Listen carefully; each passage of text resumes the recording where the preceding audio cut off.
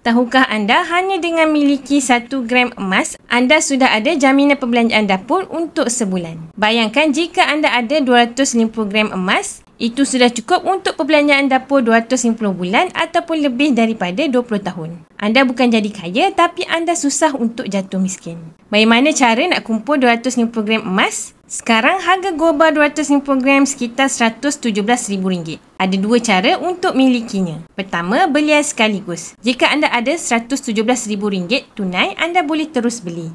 Anda hanya perlu berdaftar sebagai ahli public goods secara percuma dan buat pembelian secara online. Yang kedua, kumpul sikit-sikit dalam akaun GAP iaitu Gold Accumulation Program. Simpan serendah RM100 dan konsisten menabung. Bila sudah cukup 250 gram dalam akaun, anda boleh keluarkan emas fizikal. Untuk emas 21.25 gram ke atas, anda boleh buat temu janji di cawangan public gold pilihan anda untuk anda ambil emas fizikal. Nak mula kumpul emas, anda boleh rujuk video yang saya pin di profil 5 langkah mudah daftar akaun public gold atau DM saya terus untuk saya bantu anda sebaiknya. Mulakan hari ini sebelum nilai duit makin susut.